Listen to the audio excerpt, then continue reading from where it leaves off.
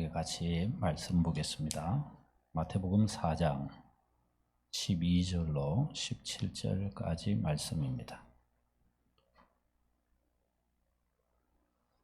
오늘 우리 중창단이 아주 중후하게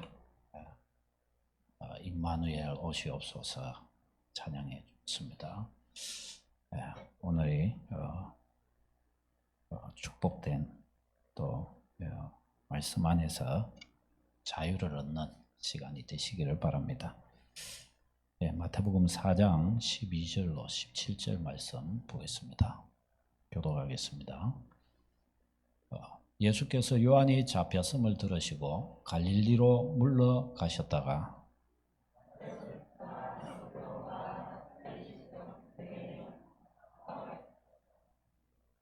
이는 선지자 이사야를 통하여 하신 말씀을 이루려 하심이라. 일러스되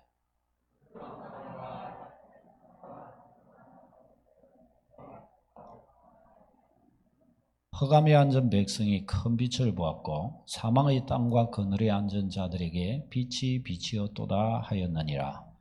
이때부터 예수께서 비로소 전파하여 이르시되 회개하라, 천국이 가까이 왔느니라 하시더라. 아멘. 오늘 이 본문 말씀 가지고 복음 전파의 의미라는 제목으로 말씀을 나누도록 하겠습니다. 오늘 본문 말씀에 보면 예수님의 처음 사역이 갈릴리 지역에서부터 시작된 것을 볼 수가 있습니다. 갈릴리 지역.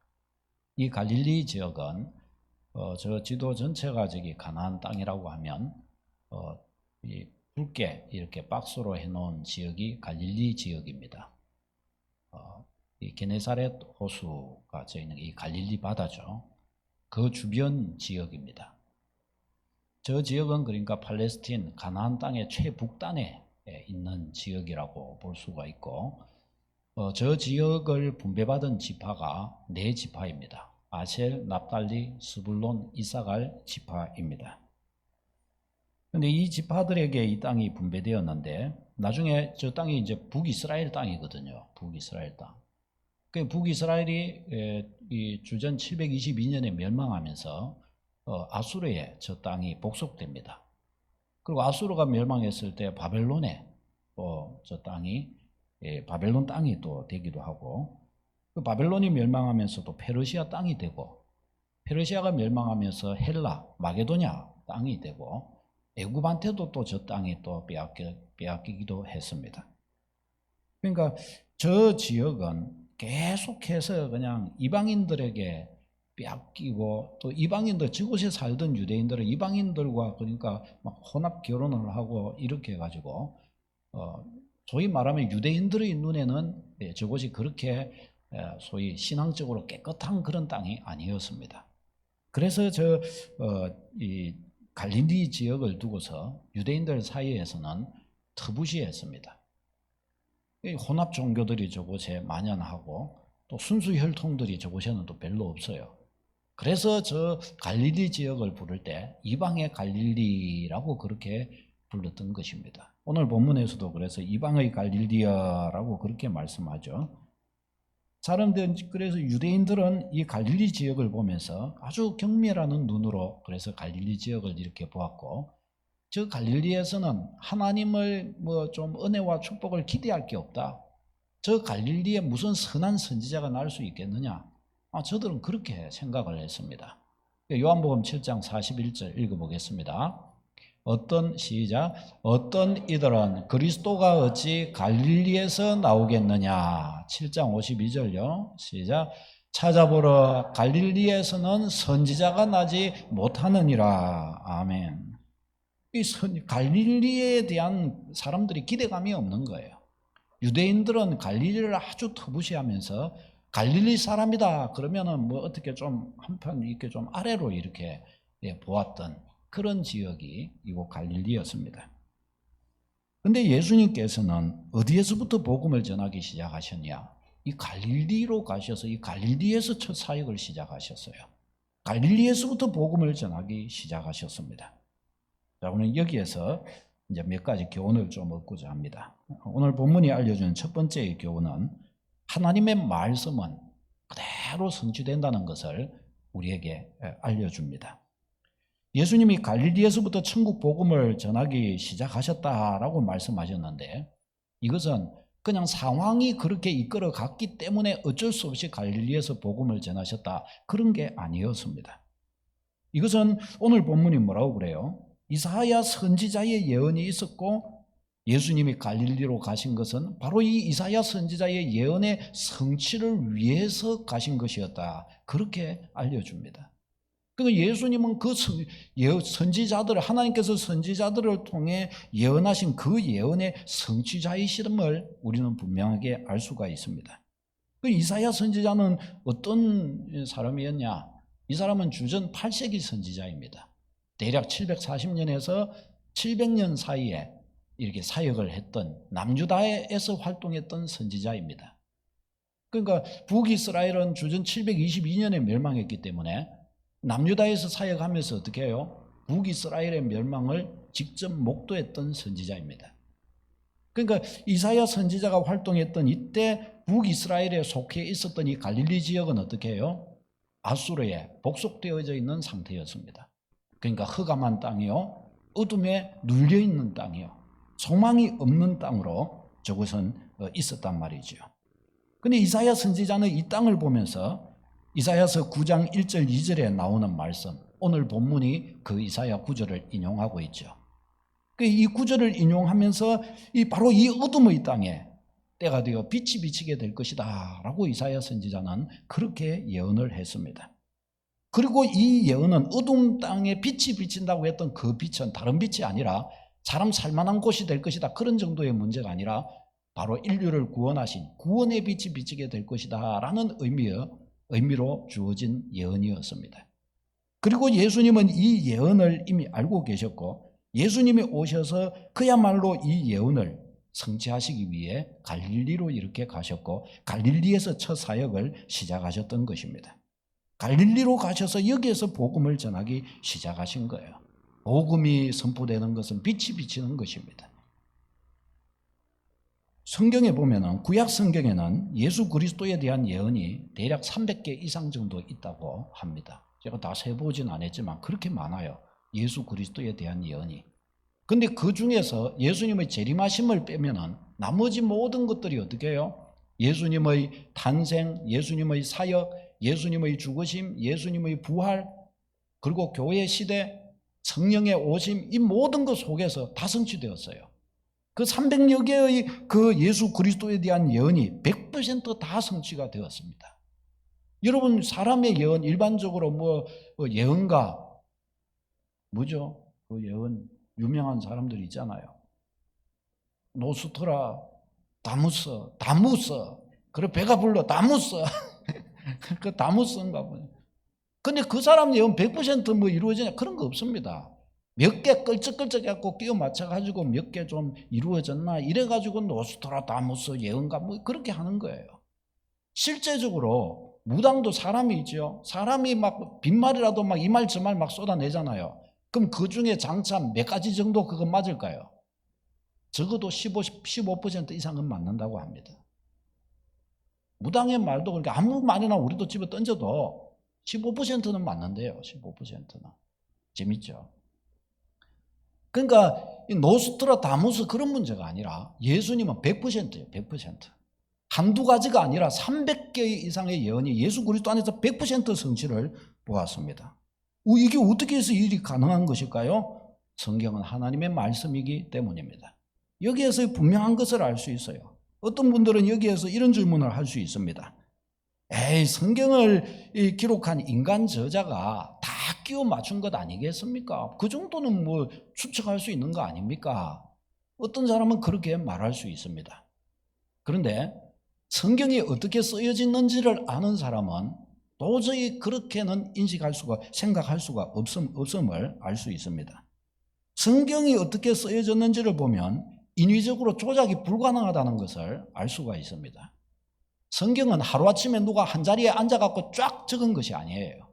성경은 약 1400년에 걸쳐서 기록이 되었습니다. 처음 기록이 이 모세 주전 1400년대 모세를 통해서 모세오경이 기록되었죠. 그리고 그 뒤에 인간 저자들이 신약 성경이 마무리될 때까지 약 40여 명의 인간 저자들이 있습니다. 이 사람들은 살았던 시기가 달라요. 그리고 서로의 살았던 지역도 다 달라요. 어떤 데는 한 지역, 한 이 나라 안에서 같이 활동했던 사람들도 있습니다. 선지자도 있습니다. 그러니까 같이 그것도 대중에게 선포한 거예요. 메시지들이. 그러니까 이것은 지나오면서 여기서 저쪽에서 선포했는데 여기서 오늘날처럼 전화로 다 받고 뉴스에 다 나와서 아는가? 그런 것도 아니에요. 그거 전해지려면 한참 걸리는 거예요. 그러니까 같이 맞추려고 해도 맞출 수 있는 것이 아니에요. 구약과 신약의 차이는 대략 1300년, 1400년의 시대 차이가 납니다. 그런 것이 어떻게 구약과 그 신약이, 그것도 구약과 신약이 그 있는 사이에 그 지역과 시간적인 것들과 이 저자와 다 달라요. 다 달라요. 이게 어떻게 하나로 통일성 있게 인간이라고 한다면 맞추어질 수 있겠습니까? 그게 안 되는 것입니다. 그럼에도 불구하고 성경이 이렇게 일목요연하게 창세기부터 계시록까지 이렇게 하나로 이렇게 쫙 연결이 되어서 하나님의 한 메시지로 그렇게 통일되어 나타날 수 있는 이유는 뭘까요? 성경의 원저자는 하나님 한 분이시기 때문입니다. 한 분 하나님께서 각 인간 저자들에게 역사해 주시고 성령으로 감동하셔서 하나님의 계시의 말씀을 기록하게 하셨기 때문입니다. 그러니까 성경은 짝이 틀림이 없고 예언의 말씀은 100% 성취되는 것이 분명하게 되는 것입니다. 성경 자체가 이것을 가르쳐주고 있습니다. 이사야 34장 16절 같이 읽겠습니다. 시작. 너희는 여호와의 책에서 찾아 읽어보라. 이것들 가운데에서 빠진 것이 하나도 없고 제 짝이 없는 것이 없으리니 이는 여호와의 입이 이를 명령하셨고 그의 영이 이것들을 모으셨음이라. 아멘. 성경 자체가 하나도 짝이 없는 것이 없다고 가르쳐 주셔요. 왜요? 하나님 한 분 그분이 원저자이시기 때문에 하나님이 계시하신 그 계시가 당연히 일목요연하게 100%로 들리게 우리에게 주어지게 된 것입니다.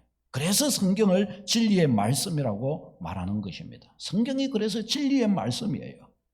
여러분, 우리는 성경을 열심히 상고하면서 하나님의 말씀, 성경이 약속하는 것이 뭔지를 우리가 확인하기를 힘써야 합니다. 성경을 통해서 믿음의 사람이 된다는 사실을 알아야 합니다. 여러분, 사람이 무언가를요 잘 모를 때에는 재미가 없어요. 뭐든지 그래요. 직장도 처음 들어가면 제일 힘들어요. 적응하기까지. 내가 해야 될 일이 뭔지, 그 일이 우리 직장에 있는 내가 하는 일이 어떤 의미를, 어떤 중요성을 가지는 것인지 모를 때는 별로 재미가 없어요. 그런데 이제 좀 들어가서 그 내용을 알아가기 시작하면서부터 뭐예요? 의미를 알게 되고, 의미를 알게 되니까 재미가 나는 거예요. 바둑 둘 줄 아시는 분이 있어요. 바둑기 보면은 그냥 뭐 잘 모르는 사람들은 이렇게 보면은 여기 뜨고 저기 뜨고 하는데, 아유, 저게 무슨 재미로 저리 뜨냐? 아니, 저 많은 자리에서 저게 한 군데 뜬다고 해서 저게 집이 어떻게 지어질지 저걸 어떻게 아냐? 재미가 하나도 없어요. 배우고 싶은 마음도 없어요. 그런데 돌이 어떻게 띄어지는지를 딱 보고 어떻게 지어지는지를 조금씩 알아가면서 어떻게 해요? 완전히 빠져드는 거예요. 거기에서 인생을 보게 되고 거기에서 삶의 여러 가지 방향성과 굴곡을 다 보게 되는 거예요. 돌 하나 잘못 나가지고 다 지어놓은 지 한 번에 다 허물어지기도 하고요. 돌 한 번 잘라갖고 다 무너진 것, 다 쓰러진 것, 다 잡힌 것 살아나 버리는 이 역사도 있게 되는 것입니다. 그러니까 하나를 잘 제대로 알고 모르고가 너무너무 중요합니다. 여러분, 신앙생활이 재미없는 분들은 분명히 여기에 답이 있어요. 성경을 몰라서 그래요. 성경을 모르니까 하나님의 말씀이 내 인생에 무엇든 관련이 있는지를 연결을 못 시키는 거예요. 그러니까 어떻게 해요? 종교생활하기가 답답하단 말이죠. 그 종교생활이 재미가 없는 거예요. 그러나 하나님의 말씀을 알아가기 시작하고 그 말씀이 나의 인생과의 연관성이 이제 보여지기 시작하면 그때부터 어떻게 해요? 눈이 번쩍이기 시작하는 겁니다. 이게 이렇게 되는 거야? 이게 정말 이 말씀이 이게 지금도 내 인생에 지금 이렇게 적용되는 이 말씀이 그야말로 진리인 게 맞는 거야? 그때부터 성경을 담독하면서 내 인생을 보는 거예요. 내 인생에 답답한 일이 있고 어두운 것이 있고 보이지 않는 것이 있고 어떻게 해야 될지 모르겠는 것을 그때는 딴 때는 엉뚱한 데를 찾아 나섰는데 이제는 뭘 보냐? 성경을 보기 시작하는 거예요. 하나님의 말씀을 보면서 답을 얻고 하나님의 말씀을 보면서 용기를 얻고 하나님의 말씀을 통해 하나님이 나를 향하여 원하시는 뜻이 뭔가를 발견하게 되는 거예요. 할렐루야. 여러분 이게 얼마나 놀라운 끈인지 몰라요. 이것을 이제 이런 궤도에 이런 자리에 서기 시작하면 신앙의 맛이 달고 즐겁고 행복하고 이 정도가 아니라 인생이 보이기 시작하는 거예요. 인생이 단맛이 누려지는 거예요. 하나님의 전에서 섬김의 축복이 어떤 것인지를 알아가게 되는 것입니다. 사랑하는 여러분, 그렇기에 믿음의 걸음을 걸어가는 성도는 성경의 맛을 알기를 힘써야 합니다. 신앙생활의 참된 즐거움과 복락은요, 성경을 알아가면서 나타나기 시작하는 것입니다. 하나님의 이 말씀은 한번 선포되면 반드시 그 목적을 이루고 절대로 헛되이 돌아오지 않는다고 하나님은 우리에게 알려주셨습니다. 하나님의 말씀은요, 변함이 없고 거짓이 없다고 가르쳐줘요. 왜? 하나님 그분이 거짓이 없고 하나님 그분이 변함이 없으신 분이시기 때문입니다. 같이 한번 읽어볼까요? 시작. 내 입에서 나가는 말도 헛되이 내게로 돌아오지 아니하고 나의 뜻을 이루며 내가 보낸 일에 형통하리라. 아멘. 이 하나님 자신이 우리에게 말씀하신 거예요. 민수기 23장요. 시작. 하나님은 사람이 아니시니 거짓말을 하지 않으시고 인생이 아니시니 후회가 없으시도다. 어찌 그 말씀하신 바를 행하지 않으시며 하신 말씀을 실행하지 않으시랴. 아멘. 아멘. 그 하나님 자신이 우리에게 다 가르쳐 주시는 거예요. 얼마나 신실하신 하나님이시냐. 여러분, 그리스도인은 성경이 낳은 사람이 되어야 합니다. 주님의 교회는 어때야 되냐? 성경 중심의 교회가 되어야 합니다. 우리 서강교회는 성경 중심의 교회인 줄로 믿습니다. 우리는 3대 중심의 신앙으로 서는 그리스도인이요 교회입니다. 하나님 중심, 성경 중심, 교회 중심. 성경 중심의 교회인 거예요. 성경 중심의 교회. 저는 우리 모든 성도님들이 다 성경에 붙들렸으면 좋겠어요. 하나님 말씀을 주야로 탐독하고 읽으면서 여기에서 참된 기쁨을 얻고 참된 맛을 얻고 하나님이란 이런 분이시구나, 인생이란 이런 거구나, 내가 지금까지 살아왔던 것이 이래서 이런 부분이 이랬고 저래서 저런 부분이 저랬구나, 하나님이 나에게 원하시는 바가 이런 것이구나, 성경을 통해 깨닫고 성경을 통해 즐거움을 맛볼 수 있기를 바랍니다. 이게 여기에서 신앙의 진가, 신앙의 진맛은 거기서 우리에게 촉촉히 적셔들게 되는 것입니다. 사랑하는 여러분, 신앙의 맛을 누리지 못하고 있는 분들이 혹시 있으십니까? 성경의 맛을 보기 시작하시기를 바랍니다. 성경을 읽는 것부터 시작하십시오. 그리고 성경을 읽고 알아가고 의구심이 나는 것에 대한 질문들을 의문을 가지기 시작하십시오. 이것을 가지고서 다른 지체와 이야기를 나누고 이 말씀을 읽었는데 내 도저히 모르겠다.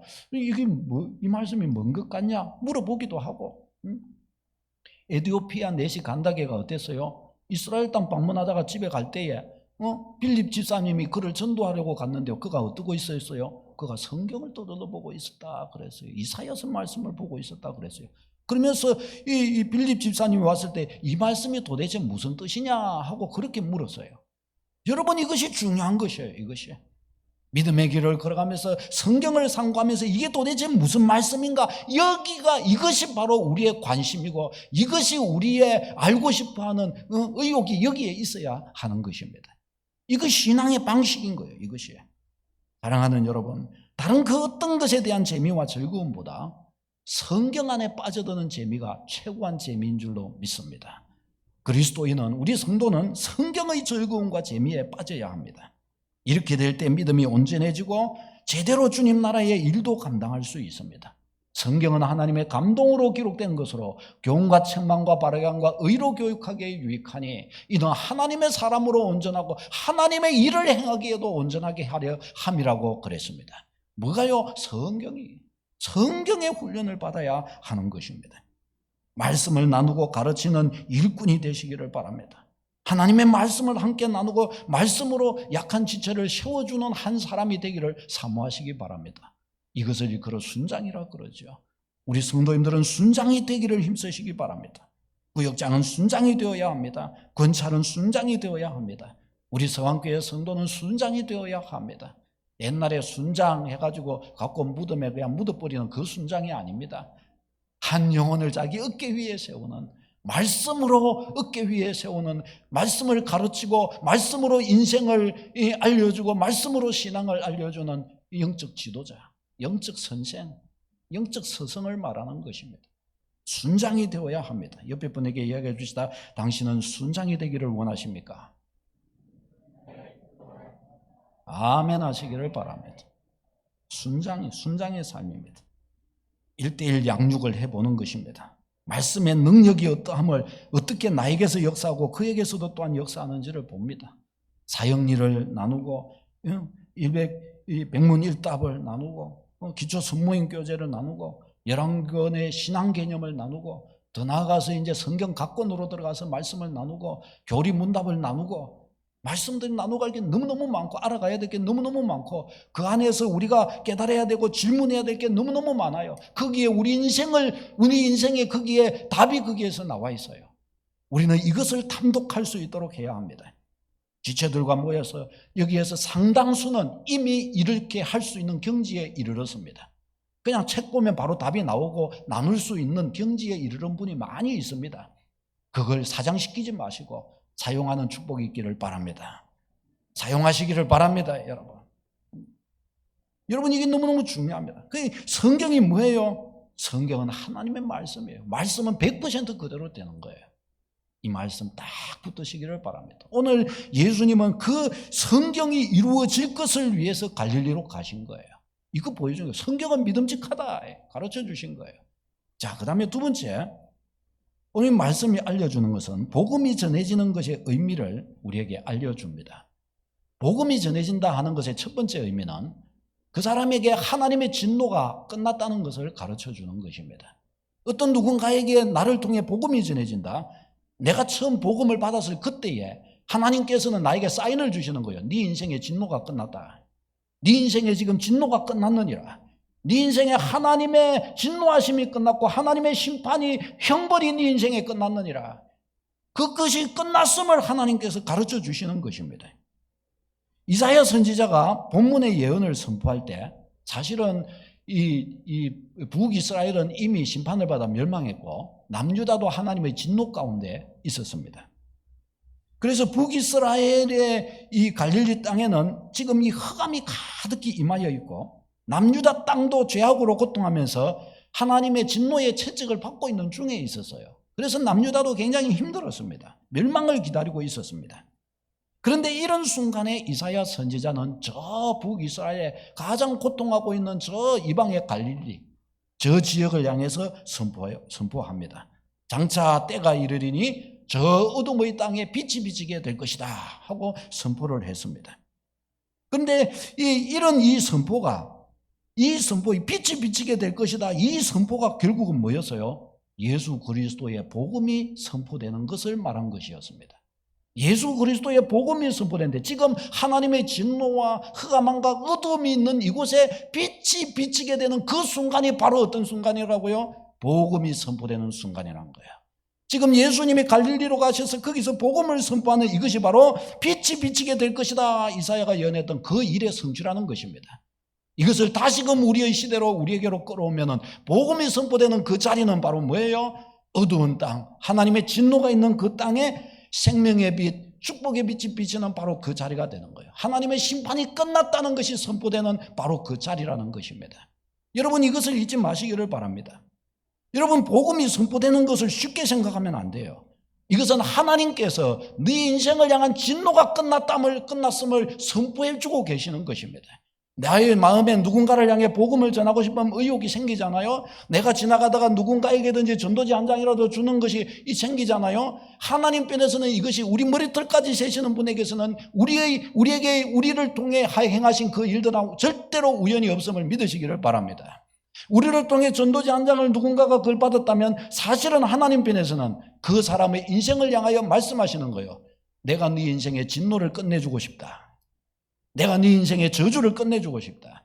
내가 네 인생의 불행을 끝내주고 싶다. 할렐루야. 이게 바로 복음 선포의 의미인 것이에요. 누군가에게 이것이 전해질지 몰라요. 그러나 나는 쓰임받는 것입니다. 하나님께서 내 마음 안에 두신 그 마음을 가지고서 그냥 나에게 주신 그것으로서 나는 그냥 순종했을 뿐입니다. 그런데 사실은 하나님께서는 그 나의 그 입술, 그 나의 행동 하나 속에서 하나님 그분의 메시지를 담으시는 거예요.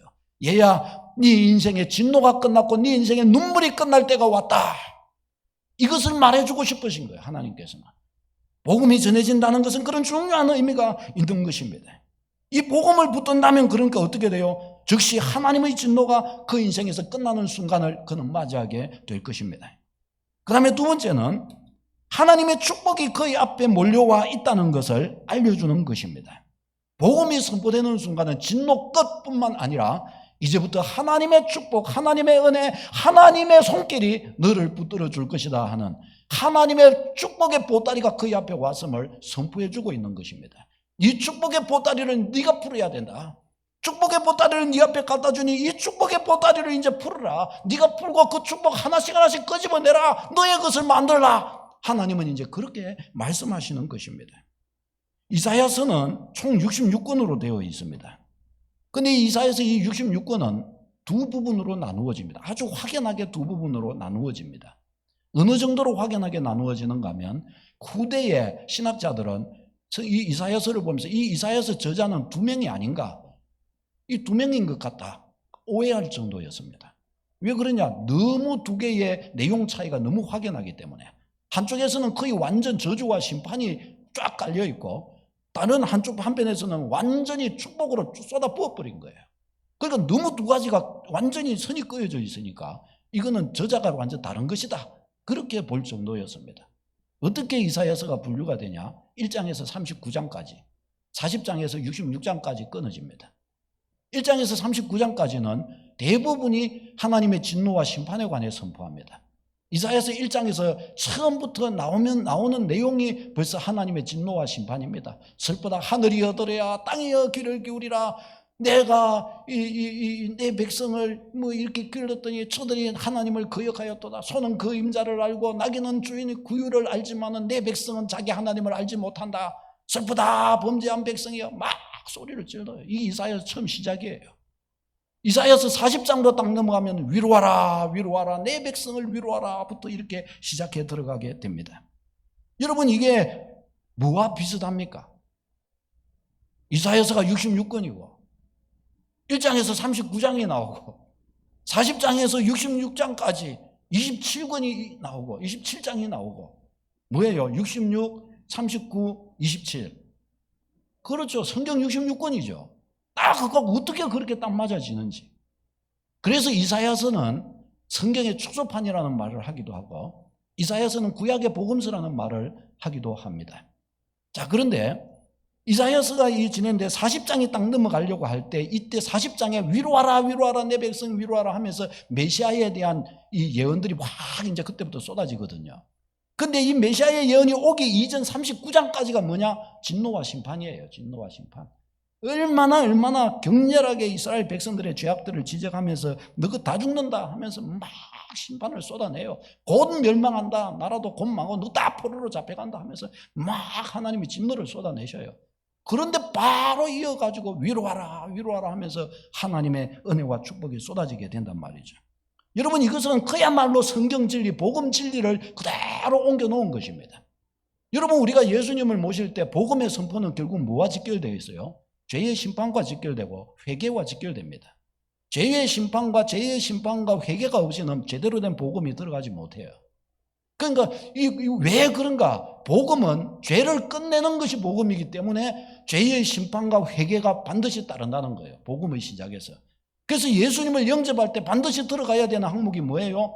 회개하여 예수 그리스도를 믿으라예요. 회개하여 예수 그리스도를 믿는 것입니다. 이 뭐냐? 예수 그리스도 안에 십자가로서 죄가 완전히 소멸되고 죄가 완전히 씻음받고 하나님의 축복의 백성으로 완전히 서게 되는 완전히 그 반전의 역사가 일어나기 때문에 그런 것입니다. 복음 안에 그 역사가 있는 것이에요. 그래서 성경은 예수님의 탄생하심을 놓고서 누가복음 2장 누가복음 2장에서 말씀하셔요. 이 14절 시작. 지극히 높은 곳에서는 하나님께 영광이요 땅에서는 하나님이 기뻐하시는 사람들 중에 평화로다. 하늘엔 영광, 땅에는 평화인 거예요. 왜요? 진노와 저주가 끝나고 축복이 시작됐기 때문입니다. 마태복음 4장 17절 오늘 본문에도 예수님께서 저 갈릴리의 복음을 선포하실 때 첫 선포가 뭐예요? 읽겠습니다. 시작. 이때부터 예수께서 비로소 전파하여 이르시되 회개하라 천국이 가까이 왔느니라 하시더라. 아멘. 복음은 천국 가지고 오는 거예요. 천국 가지고 오는 거예요. 복음은 하나님의 진노를 끝내버리고 하나님의 축복과 은혜의 보따리를 끌고 오는 것입니다. 여러분 이것을 이 놀라운 사실을 잊지 말아야 돼요. 예수님은 천국을 선포하셨습니다. 여러분 복음의 선포자는 천국 열쇠권을 사용하는 것이에요. 그 베드로의 천국 열쇠권이 복음 선포자에게 주어진 것입니다. 왜 천국 열쇠권이에요? 죄의 사명과 축복을 가져오는 열쇠이기 때문입니다. 그러니까 복음의 선포자의 입술에는 사실은 죄의 사명권과 축복의 티켓이 그에게는 주어져 있는 것과 같은 것이에요. 그게 천국 열쇠권이에요. 그 전도자가 누구에게든지 복음을 선포하면 복음을 뿌리면 사실은 죄의 사명권과 축복의 티켓을 그에게 뿌리는 것과 같은 것이에요. 영적인 의미는 그런 의미가 거기에 붙어 있는 거예요. 그러니까 이것을 알고 이것을 믿음으로 붙잡으면 어떻게 돼요? 죄의 사면이 일어나고 무조건적인 하나님의 은혜와 역사가 그를 붙들어 주시는 것입니다. 믿으시기를 바랍니다. 그래서 이것을 복음이라고 말하는 것입니다. 그가 복음을 받아들일 때가 바로 하나님의 진노와 형벌이 끝나는 순간이고 이제부터 하나님의 위로와 사랑과 축복과 은혜가 그의 삶을 붙들어 주기 시작하는 순간입니다. 그것이 완전히 붙들어 주신 순간이 아니라 붙들어 주시기 시작하는 순간이에요. 그는 하나님의 그 은혜의 안으로 들어가기를 시작하게 되는 것입니다.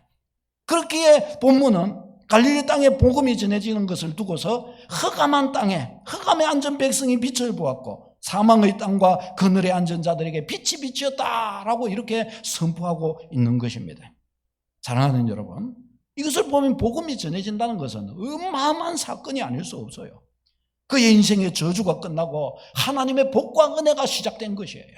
하나님의 복과 은혜를 끌고 오는 것이에요. 복음을 받는 사람에게는 누구든지 죄에서 사면되는 역사가 있어요. 하나님이 또한 그를 다루어 가십니다.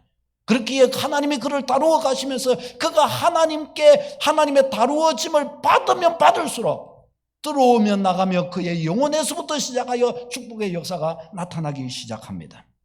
이 축복을 그 외면하면 어떨까요? 이것은 굴러온 복을 차는 것과 같은 것입니다. 하나님은 용서하시고 위로하시고 하나님의 놀라운 축복의 보따리를 가지고 그를 불러주시고자 하시지만 그가 이것을 거부하고 있는 거예요. 사람이 눈에 100만 원짜리 보이면 그거 당장 주우려고 그러죠. 복음이 떨어지면 그거 주우려고 안 하는 것이에요. 왜요? 직접 눈에 안 보이니까 그런 거예요. 참 재미난 연구가 있어요. 사람이요, 여러분 자기 호주머니에서 1,000원짜리 내기가 쉬울까요? 아니면 카드로 한번 쫙 끌어서 10만 원짜리 하나 긁기가 쉬울까요? 우리 다 알고 있어요. 사람이 눈에 보이는 것 하나는요 되게 현실감 있게 느낀다는 거예요. 근데 눈에 보이지 않는 거는 그냥 상상으로 그냥 생각한다는 거예요. 그 쉽게 한다는 거예요. 그 카드는 쓰기가 쉽고 현금은 내기가 어려운 거예요. 저는 카드만 갖고 다닙니다. 나머지는 아내가 결제할 것입니다. 복음은 그렇습니다. 마치 복음은 카드와 같아요. 무한정 카드예요. 무한정 긁을 수 있는 카드인데 그렇지만 어떻게 눈에 안 보이니까 이것이 그 가치를 못 알아보는 거예요.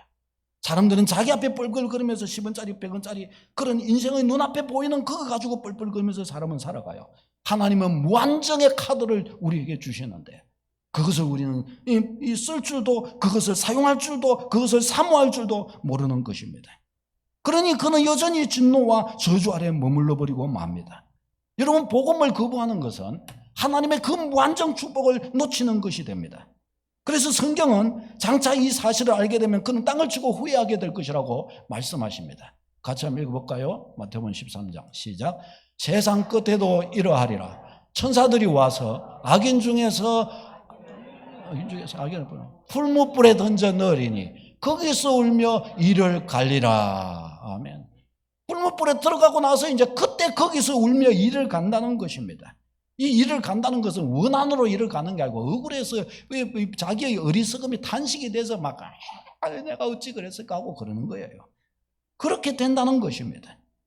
복음을 받은 사람은 진노와 불행이 끝났고 하나님의 축복이 쏟아지는 사람이 된 것입니다. 복음이 그에게 이 일을 이루었고 이루어 줄 것입니다. 믿으시기를 바랍니다. 여러분이 복음을 받은 것이 분명하다면 여러분에게 이 놀라운 축복이 일어난 것입니다. 이제 복음 안에서 이 사실을 안다면 우리는 다르게 생각할 줄 알아야 합니다. 어떻게 우리는 생각하는 것이 필요할까요?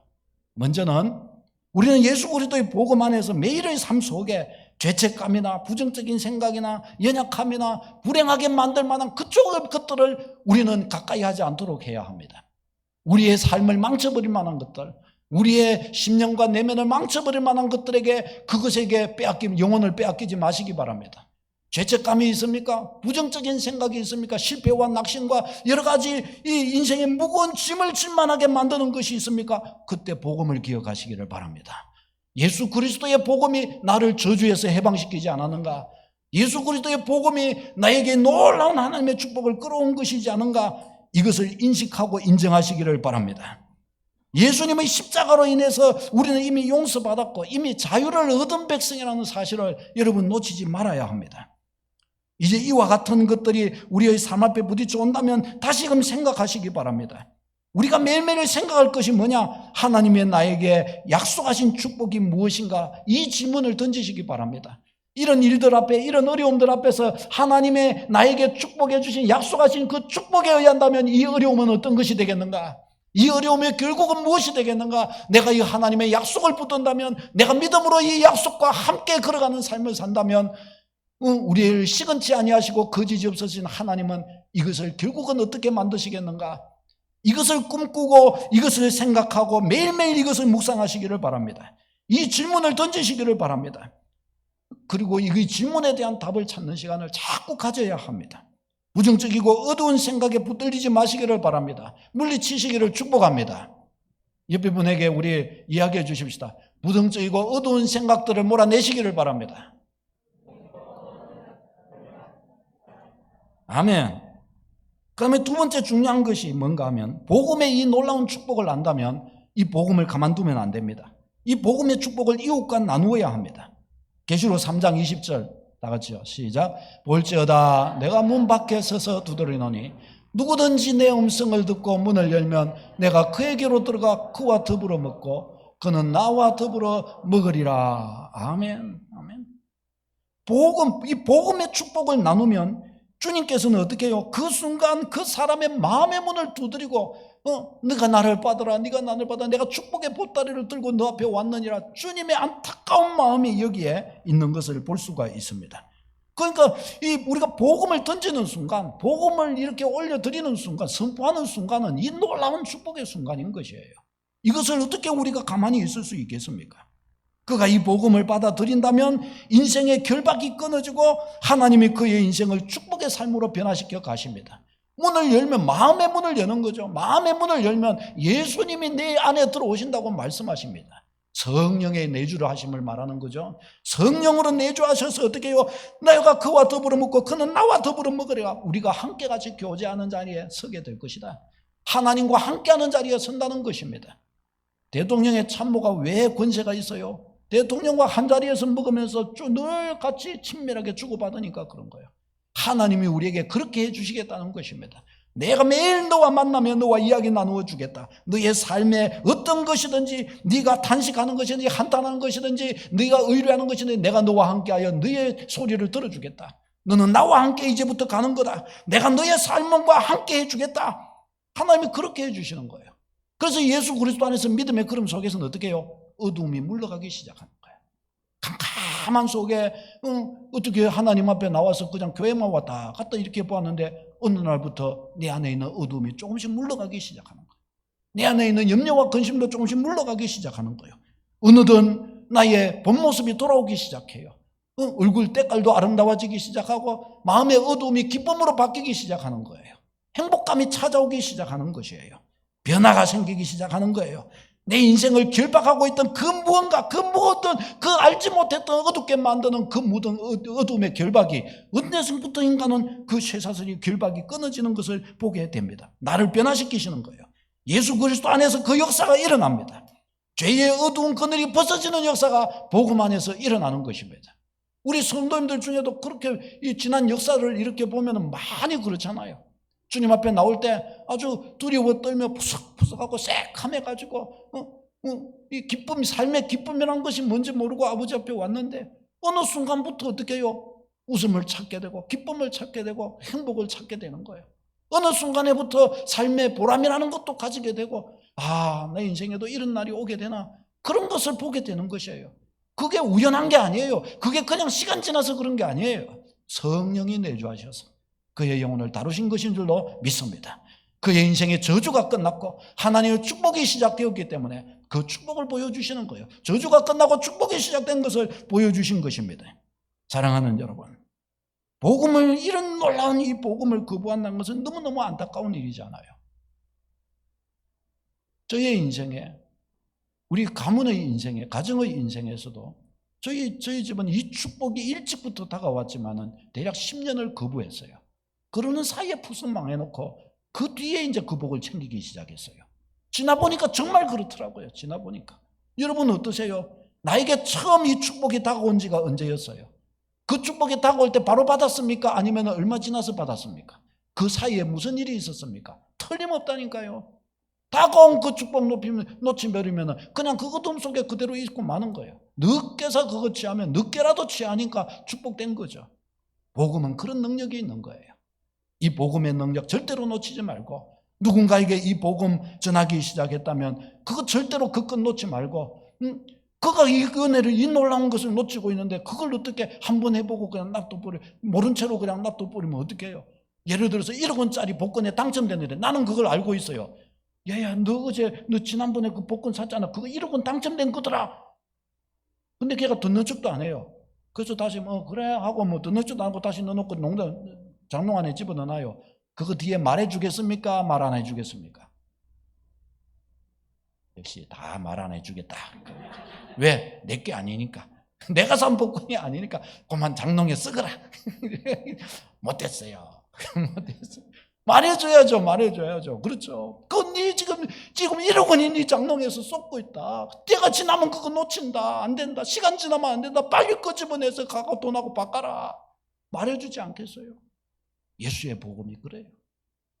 우리가 떠나 없어지기 전에, 이 복음이 사라져서 사그러들기 전에, 그가 더 이상 결심하고 결정할 시간이 없어지기 전에 우리는 더 열심을 다해서 그가 주님 앞에 엎드릴 수 있도록, 이 복을 취할 수 있도록 인도해 주어야 할 줄로 믿습니다. 온 교회 안에 우리에게 이런 사명감과 이것에 대한 감격과 기대감이 가득하게 차오르시기를 축복합니다. 기도하겠습니다.